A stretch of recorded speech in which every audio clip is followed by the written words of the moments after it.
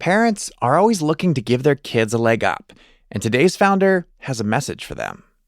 0 to 3 is the most critical time of a child's development. So 85% of the brain is formed by 3, and it's literally the foundation for all future learning and development. Zahra Kassam is here to raise $3 million for her startup, Monti Kids. It's a subscription box of toys that she says are meant to help children get a head start on their education. And Zahra wants to take it worldwide. She's been making the rounds and recently pitched her company on Shark Tank. We'll talk to her about that later. But the question in the pitch room today is, will enough parents really buy into a preschool education to make this a billion-dollar business? I'm Josh Muccio, and from Gimlet, this is The Pitch. Today's investors are Alexandra Stanton. Alexandra is CEO of Empire Global Ventures. And on the side, she likes to make strategic bets on startups she thinks will strike gold. Phil Nadell. As a serial entrepreneur, Phil built companies that sold for hundreds of millions of dollars. Now he manages one of the largest syndicates on AngelList. Charles Hudson. Charles started Precursor Ventures, where he's invested $20 million in over 100 startups to date. Sheil Manat. Sheil has sold 3 startups for over $50 million. Now he's an angel investor, and he's invested in several companies worth billions today.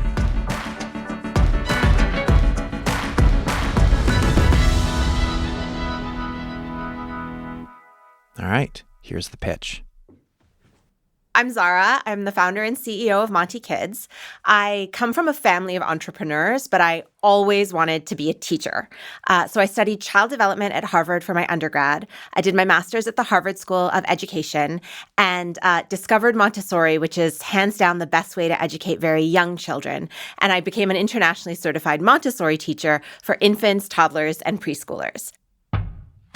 Not long after Zahra started teaching, she noticed a problem. Kids typically don't start preschool until they're 3 years old, and that's a big missed opportunity. I know from my background that 0 to 3 is the most critical time of a child's development. So 85% of the brain is formed by 3, and it's literally the foundation for all future learning and development. But parents are just left guessing at how to support their baby's development. So that was my inspiration for starting Monti Kids. And we are the only Montessori program that's delivered into the home that's designed and safety tested for babies from birth to age 3. In just 18 months, we've grown from 0 to over $100,000 in monthly recurring subscription revenue.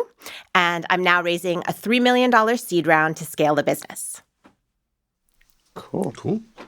Yeah, tell us more about the product. You have props. Okay. Show them. Talk to us about it. So we have like a 2-part product. We have toys, wooden Montessori toys that we manufacture ourselves for babies because that's how babies learn.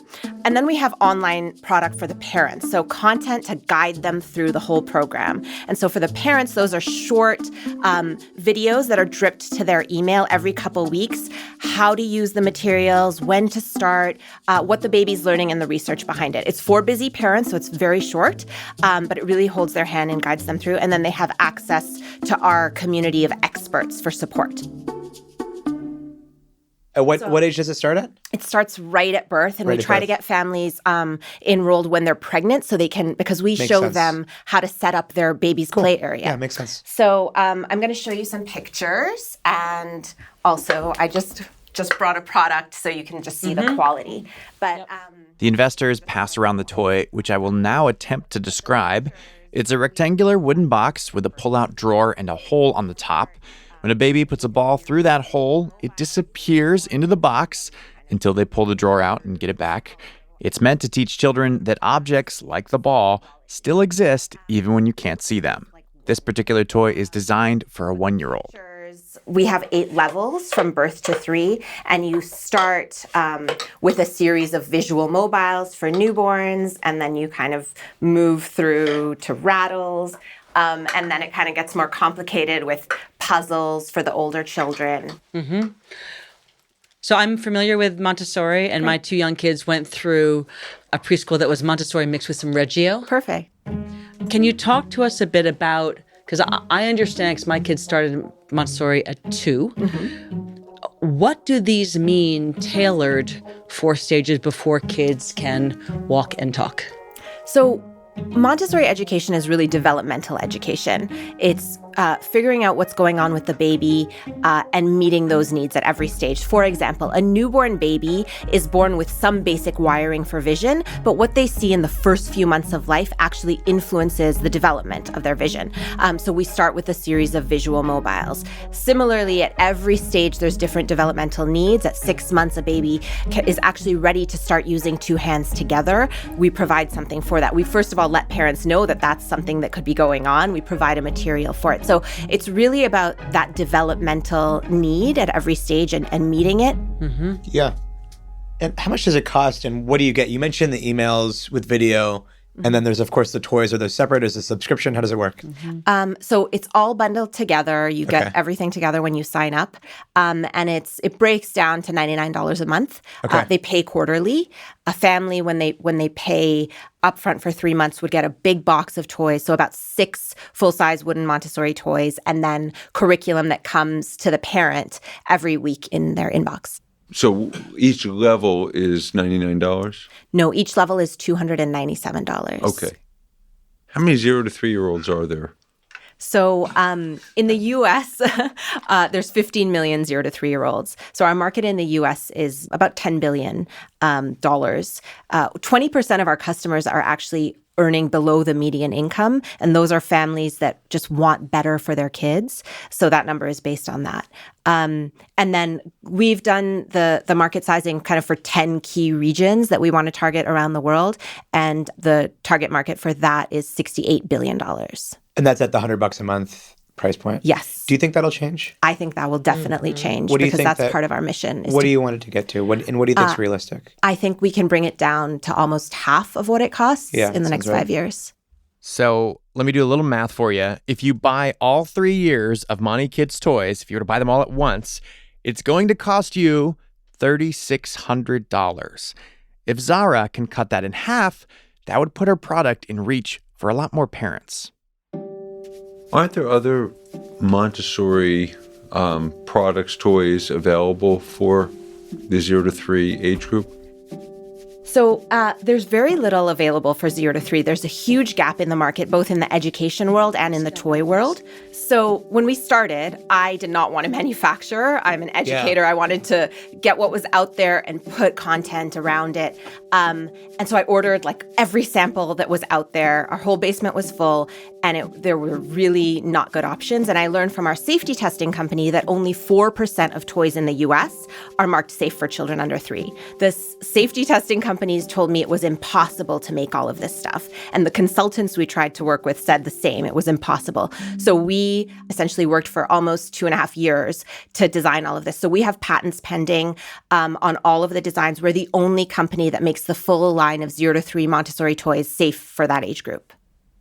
What is proprietary in the assortment or how you have distilled Montessori for this age group?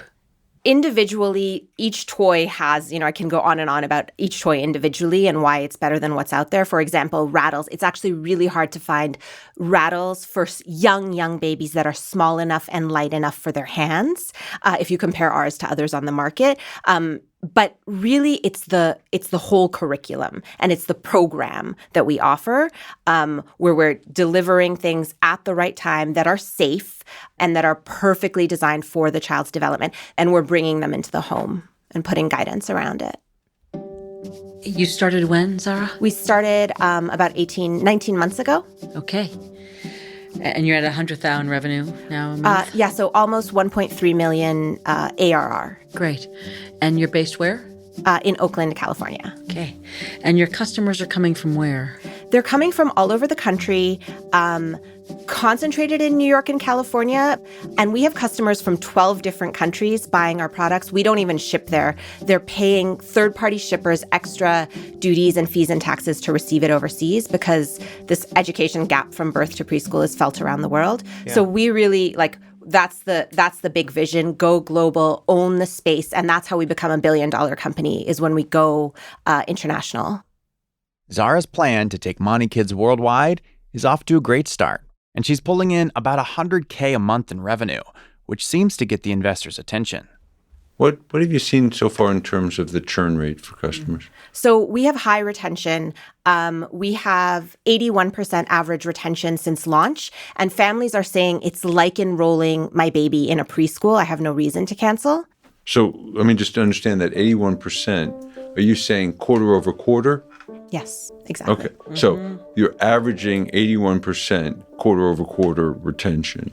And has that been trending up, down? It's very stable. If we get a family when they're pregnant and they sign up at level 1, it's 88% retention because nobody's telling newborn, pregnant families that you can start playing and learning with your baby right from birth. Yeah, And then what are your margins? So every quarter they pay $250. Yeah. What does that box cost you? So we have 60% margins. Our cost of customer acquisition since launch average has been $139. And our lifetime value of our customers, because they're retaining at high levels, is $1,245. So we have really good metrics. We're profitable on the first kit, even if they don't retain, but they are retaining. We're not profitable as a company because we're young and we're growing. Yeah. But yeah, those 60% margins is what we have right now. How can you get your cost of goods down, do you think? We're really not at scale. We're such a small, we're new. Yeah. Sure. But once we start manufacturing at scale, we can definitely bring our costs down. And it's our vision to serve children, kind of across the board. What's your vision for scaling this? So we are projecting, we want to just reach as many families as we can. We're going to do over 1 million, about 1.2 million this year. We'll do 5 million next year. And in 5 years, we'll be at 300 million in revenue. And I mentioned, that's really, the goal is to go international. How are you 5 million next year, do you think? So we have been growing 20% average monthly growth since launch. And to do 5 million next year, it's a conservative estimate with only 13% growth. People are finding us. They're saying, where were you 3 years ago when my first baby was born? Expanding internationally will take us to the scale that we're talking about. And so that's really the big vision. Did you say what the terms are in this round? It's an $8 million pre-money valuation. Your average customer acquisition cost is $139, right? Since launch. So I assume you have a lot of referrals in there and organic traffic. So what's the paid customer acquisition cost? So that's blended across channels. Right. So that is the paid cost. Digitally, it's about $100 on most channels. It's about $150 on Facebook. But we're doing things like partnerships, events, like big baby shows. But word of mouth is, 87% of our customers say they would recommend Monti Kids to a friend, and parents love talking about us. So that happens a lot, right, too. So if you're getting a lot of word of mouth traffic and referrals, that customer acquisition cost, you said, is blended across. Yeah. So I'm just trying to understand what the acquisition cost for paid traffic is. So across digital channels, Pinterest, AdWords, Instagram, it's about $100. On Facebook, it's about $150. How could your blended be $139, which is more than your digital? So because of those baby shows and partnerships. That really drove it So up. we've done a few big New York baby show, which is so expensive really and expensive, not going to happen anymore. Okay. Phil, ever the stickler about numbers, is really pushing for clarity around how much it costs Zahra to get a new customer. When we come back, we'll see if Zahra has the answers Phil needs to invest.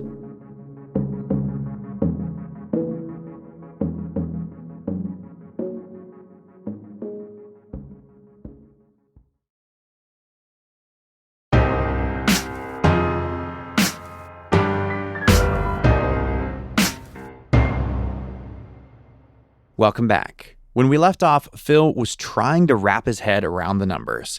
But there's something else Zahra said early on in her pitch that has Phil concerned, that Monti Kids has a community of experts on hand, ready to help parents learn how to properly use the toys with their kids. How does that community expert piece scale? That seems very labor intensive. So right now it's in a closed Facebook group, which is working very well. And we have live classes where the parents tune in. They're helping each other. Our experts are helping them. There's actually a big cohort of Montessori 0 to 3 trained teachers that don't have enough schools to teach in because there's not a lot of them. And so they want to come on our platform and be coaches and help those families. So it's very scalable in a group sense. There's a really cool company called VIP Kid that does coaching one-on-one, and they've figured out how to scale. And so that's something I think about in the future. But you could, if you don't want to do one-on-one coaching, you could do group coaching. I think the support piece, like you mentioned, is a really important part of it. But you said you're offering one-on-one coaching. We're testing it right now, especially for families who need some extra support. So is that an additional cost? Right now, we're testing it for free to see how it goes, how valuable families think it is. And in the future, we'll consider charging for it or including some portion and charging for extra. I'm a little bit concerned about how scalable that is and how many, when you start doing individual consults and you're not yet charging a fee for that. And I mean, group sessions are great. You can, record them. That's easy. That's more content. So that's terrific. But individual consults, that becomes expensive. Yeah, I really don't know if that'll be how we go. I would love it to be that way because I think it needs to exist. We get coaching for all these other things in our lives, and this is one of the most difficult. And then I look at VIP Kid. They've figured out how to do it in a really scalable way, and they have no churn because of it, because of that relationship aspect. So, if they're doing it, there has to be a way that it can be figured out. They're charging for it, and She will. We're just testing. She's We're testing. so new. I want to make sure that's the plan. Yes. I mean, we're building a company that's going to be very sustainable and scalable. And, we want to grow to $1 billion company. It's not a nonprofit that we think the way to serve the most families at the most income levels is to build a big business that has a social mission. So I'd like to invest. I like this one a lot. I like you. I like everything I heard. We've done quite a bit in and around kids' education, Panda Tree, a bunch of other companies. I also have a 21-month-old son who plays with a lot of Montessori toys. Awesome. Which I did not realize they were all Montessori toys till I saw them on that thing. I said, he has all those toys. So I'd like to invest a minimum of $100,000. Wonderful. I'm so excited to have you. Thank you. I also want to invest. I'm going to start at 25, and then we'll see in indulgence where things head. But I think this is terrific. Thank you so much. I think also wrapping around that kind of consultative bespoke service as an upcharge is key because that is less replicable, right? Frankly, and I think that's important. Yeah. Thank you. I'm excited. It sounds like you have a lot to offer. So I'm a little bit concerned about the price point, and you just talked about it. I want to learn more about that. You said like in the U.S. there are 15 million 0 to 3-year-olds. How many of those parents can afford, $100 a month? That's a lot of money. Right now, 20% of our customers are earning below $65,000 a year. How do you know? From Google Analytics. So it's really, our customer is really the education-minded parent. And obviously there's a barrier with the price point. But that's kind of what we're seeing, the link that links our customers together. And over time we'll bring it down. And that's kind of the plan. I'd like to invest as well. Great. So I'm in for at least $300,000. Wonderful. I'm so excited to have you.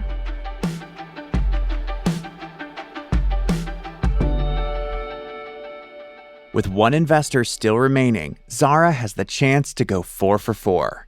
Here's Sheil. Cool. Well, I love you. I think you're like super awesome personality. You've thought through a lot of things. I like the space. It's not a space I know. I don't have kids, but I personally would like to write you a check as well. Probably like $25,000 or something. Awesome. That's great. Cool. 4 for 4. Oh, wonderful. Well done. Thank you, guys. This was a lot of fun. Great job. Thank you. 4 for 4. Awesome. It was so nice to meet you Likewise. all. You Well too. done. It's much less stressful than Shark Tank. Yeah. Well done, Zahra. Thank Really. you. Thank you. Thank you so much. Zahra just closed all 4 investors, grabbing nearly $500,000 in commitments. But we don't actually know why the investors went in. They invested suddenly and out of the blue. But it became obvious as they chatted amongst themselves after Zahra left the room. All right, she's a rock star. Yeah. Oh, she's fantastic. Buttoned up, answers. You guys aren't worried about the price point? I am. But first of all, I think there's a big enough market for this. People are willing to spend a lot on their kids. They Certain spend on their kids, people but who they have the don't money spend will on spend. themselves. But, and like, she'll get the cost down. There are other avenues this business can go. Yeah. And yeah, like my intuition, like everything she said, like aligned with my intuition of like where the price point goes. It gets to half of where it is right now. I think It's fine. There's so many kids out there for her to address, and just in the U.S. alone, she doesn't need to worry about limiting that. But I agree. Like I think at $100, if it stays there, somebody will do the same thing for $50. yeah. So she better get the $50 so that it's not a trap. But no question, she's spending too, like, because she said 60% margin, so like that stuff is costing her like $100. Yeah. That's Sure. a lot. That's a lot. I got the sense that she didn't have a tight grasp on the numbers, the customer acquisition cost, and those kinds of things. Well, blended Maybe- is complicated if the prices are different from different sources, right? Well, No, but She he was asked a pretty 1/3. simple question: organic versus versus paid. Yeah. Yeah. That's a pretty simple question. you know, she kind of stumbled on that a little bit. Usually, when I see a founder stumble over that, it's a red flag for me. But you know, she kind of got me past it. But I want to dig into that afterward. But she was so good in everything else. But as good as the investors thought Zahra was, I was still surprised that they all 4 went in. So I popped in the room to ask them about the pitch and what made them invest. Charles and Alexandra, when you Charles, you went in confidently and suddenly in a way that felt just out of the blue. Like I had no idea you were into this. What was the thing that made you want to invest?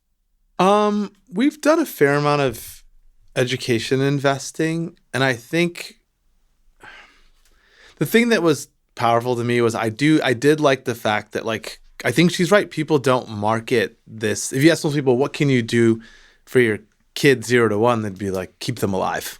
Like there Read isn't to them. read to them, to them. spend time with them. No That's screen a big part time. of it. And I think she's has the opportunity to market this product to parents at a point in time where they're searching for answers. And this is not a crowded. It's not food. It's not clothing. Right. It's a different category, and I think I like that insight a lot.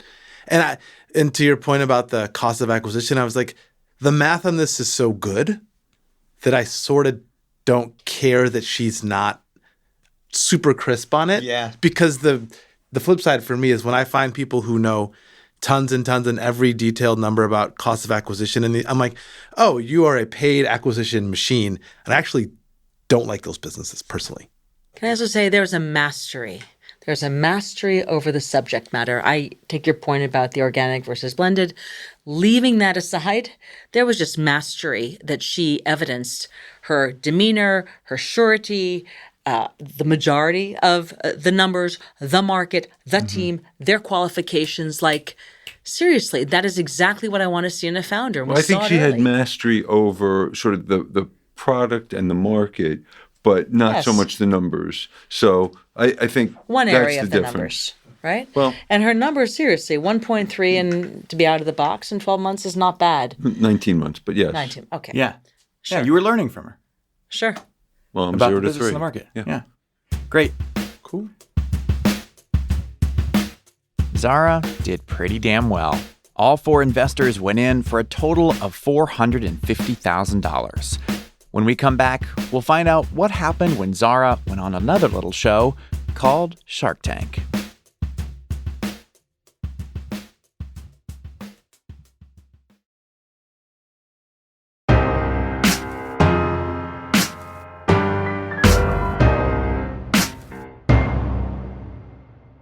Welcome back. Zahra left the pitch room with nearly $500,000 committed from our 4 investors. And in the following weeks, things actually got a little crazier. Producer Kareem Maddox caught up with her 2 months later, right before her episode of Shark Tank was about to air. After you left the room, the investors, agreed that you're an expert and a master over the Montessori method, over the business and this product, but maybe not necessarily about the numbers. Would you agree with that? I don't think I would agree with that. I think I know our business really well. I think there's a lot of numbers that I know off the top of my head. Sometimes I need to follow up with, a graph or something, which I think is fair. I mean, we talk about numbers all day long here, and I don't think it's necessarily fair to ask an entrepreneur to memorize every single one because things are changing so fast all the time. So I don't think that's a fair criticism. Okay, cool. Yeah. What happened after the pitch? Like, did the investors ask you for financials of the business? Did you hop on a call with the investors or what? Yeah, so it was a little different with each investor, but things moved pretty quickly with Alexandra and Charles from Precursor. So Alexandra closed on her investment. Charles closed on his investment. So is there money in the bank? Yes, they have closed. And how much did each of them ultimately close for? What they committed to in the room, which was, I think, 25 from Alexandra and 100 from Charles? Yes, they closed on what they committed to in the room. Phil took me through a lot of due diligence, and that's what I expected. I had heard kind of through the grapevine that Phil does the most rigorous due diligence, but we were in due diligence for about 2 months. And after 2 months, I was really proud. We made it through his due diligence. He wanted to invest. He wanted to put the syndicate up. And on the show, on the podcast, when we recorded, he had committed $300,000. And by the end of the due diligence process, he said, when he told us, he was in, he said it would likely be closer to $400,000 or $500,000, which was really exciting. Wow. And yeah, I was really excited and proud that we made it through. But then something interesting happened. There was a turn of events. We had another commitment from someone named Dan Scrivener, and he's a customer of Monti Kids, and he was putting together an angel list syndicate. And when I told Phil didn't think it was ideal to have 2 syndicates on angel list.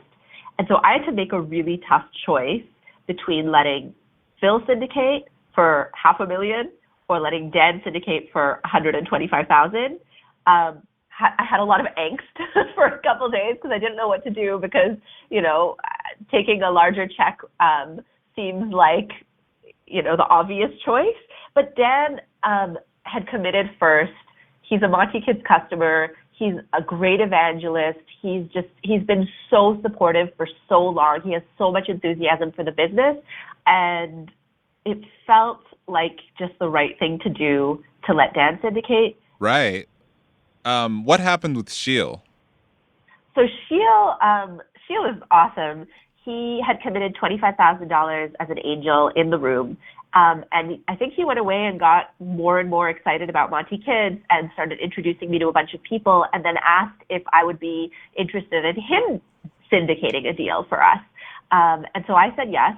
And he and his friend Sandeep Ahuja are currently syndicating a deal on Angel List for Monti Kids with a goal of $400,000. Wait, what? So you do have 2 Angel List syndicates running. Yeah, I do. I mean, I had no problem having multiple syndicates running. Phil didn't think it was ideal from his perspective. But for me, it was no problem. Dan has no problem. Sheil has no problem. And so they're both running concurrent syndicates. Got it. I'm happy about it. I mean, that one pitch that I did in your studio has gotten me a long way. Wow, that's great. We're actually oversubscribed right now, so I'm trying to figure out how to deal with that. So while a lot was happening with the investors on our show, Zahra had something else on the horizon, something big and sharky. So I'm very excited that my daughter Zahra is going to be on Shark Tank, and we're all going to watch. We're all having That's Zara's mom, Yasmin. and I was actually in Honolulu, and I flew overnight to get here. I wouldn't miss a party like this. I'm so happy and excited, and Zara's made me really proud. We swung by the watch party at Zara's home just before her episode of Shark Tank was about to air on January 27th. Her house was full of friends and family. They were all super excited. When the segment was getting close, Zahra had a last-minute disclaimer to share at the party. Guys, I was under a lot of pressure and I was very nervous and I wasn't totally myself.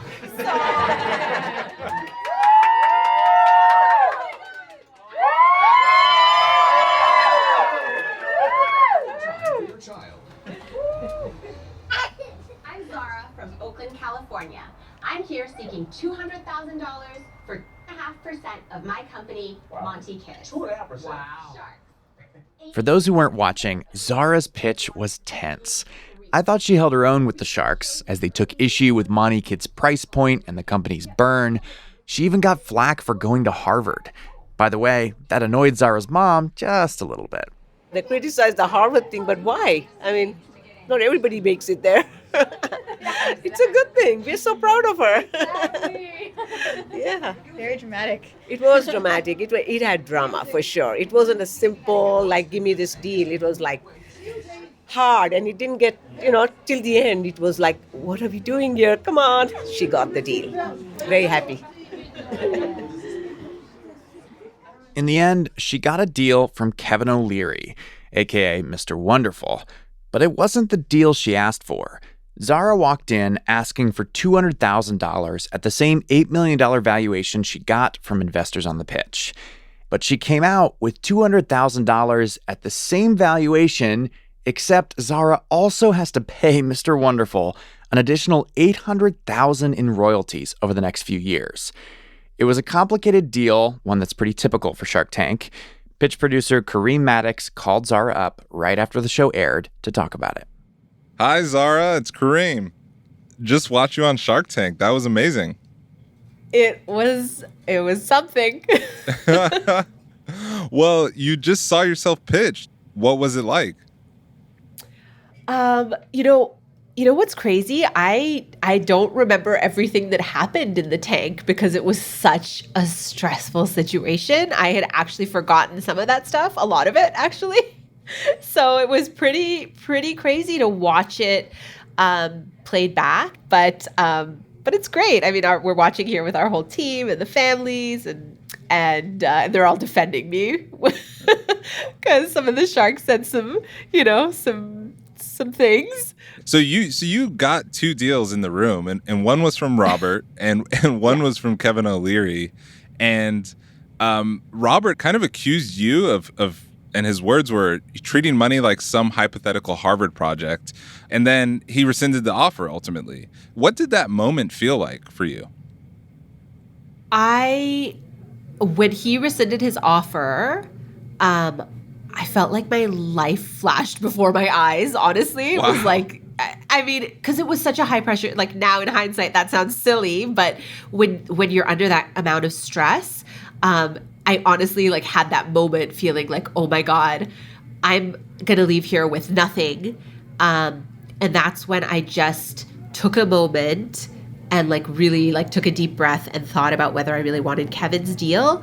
And in hindsight, I am so happy that I'm with Kevin. I actually went in there wanting Kevin.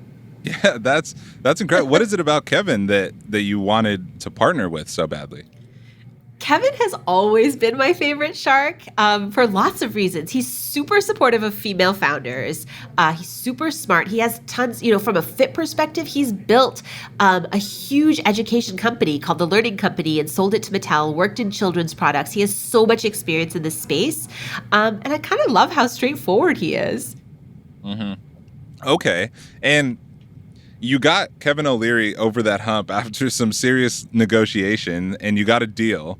And the deal was that Mr. Wonderful, investor Kevin O'Leary, gave you $200,000, And in return, he gets $10 on each unit sold, and until he recovers his initial $200,000, and then he gets $2.50 on each unit sold until he makes another $600,000. Are you happy with that deal?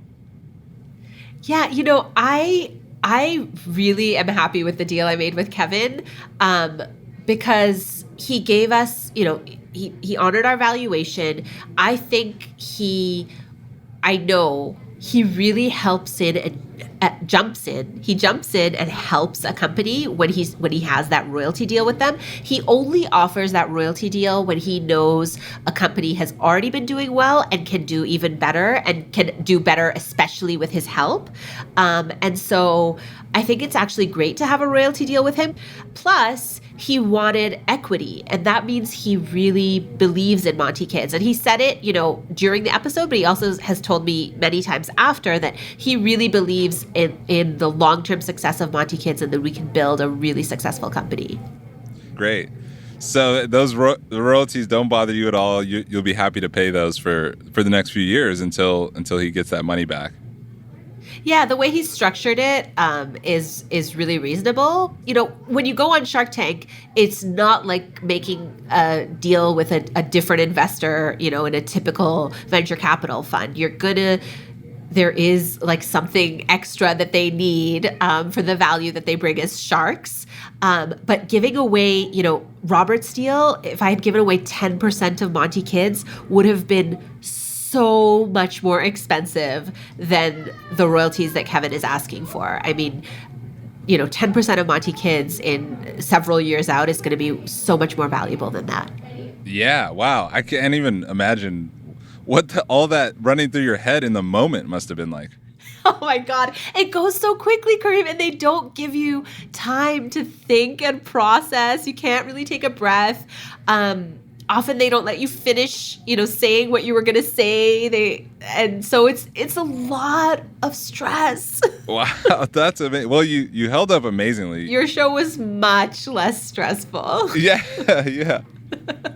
I think Shark Tank gets criticized often for being unfriendly to entrepreneurs that come on the show, and people claim that they offer unfair deals on Shark Tank, like, $100K for like 50% of the company or something like that. Do you think that's a fair criticism after having gone through that process? I think every entrepreneur has to evaluate whether it's worth it for their business. There's a cooling off period. Like I wasn't bound to what I agreed to. I got to meet with Kevin, I got to meet with his people and decide whether I really wanted to take the deal. And I decided it was totally worth it based on the value that they can bring. And we had a lot of discussions on what that exactly means. So I don't know about anybody else's business and whether it's worth it, but for us, this deal absolutely is worth it. This deal is, it's a great deal for us. I said it, at the end of the episode, and I still believe it. Can you compare the two investments, one from the pitch and one from Shark Tank? That's a really hard question because investors bring different things to the table. I was told by someone very wise that investors bring wealth, wisdom, and work.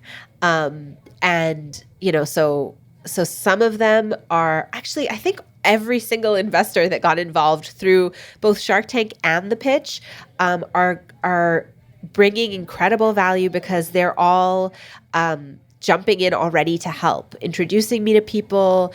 Alexandra has some great business development ideas, and Charles from Precursor is incredibly respected in the space. Sheil has already brought in so many of his friends and has offered great advice. And then Kevin, is more of a public figure and is already, tweeting about Monti Kids. And it's just everybody's bringing a different kind of value. So you can't really compare like apples to apples. I think everything coming together on both of these shows is incredible. And so I'm very grateful for that.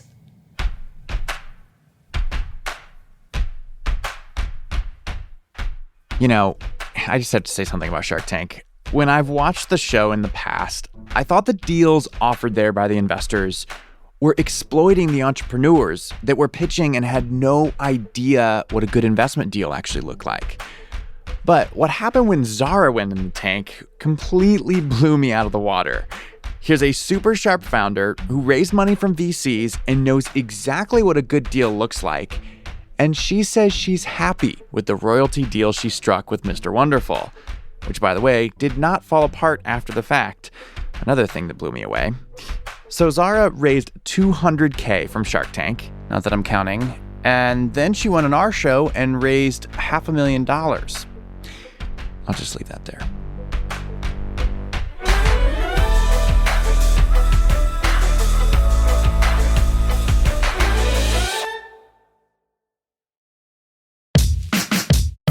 Our show is hosted by me, Josh Muccio, produced by Kareem Maddox, Heather Rogers, and Molly Donahue. We are edited by Blythe Terrell. Theme music by The Musemaker, original compositions from Breakmaster Cylinder and The Musemaker. We are mixed by Enoch Kim. Lisa Muccio planned the recording of this pitch, and this is our disclaimer. No offer to invest is being made to or solicited from the listening audience on today's show. You can find more episodes of our show on Apple Podcasts, Spotify, or wherever you listen. All right, you've been listening to The Pitch from Gimlet. We'll be back with a new episode next Wednesday.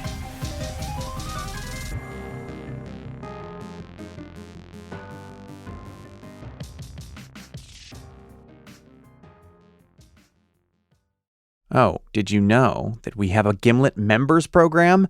That's where we hide the exclusive bonus content, like a recent Q&A with our investors sourced with questions from members, like you could be.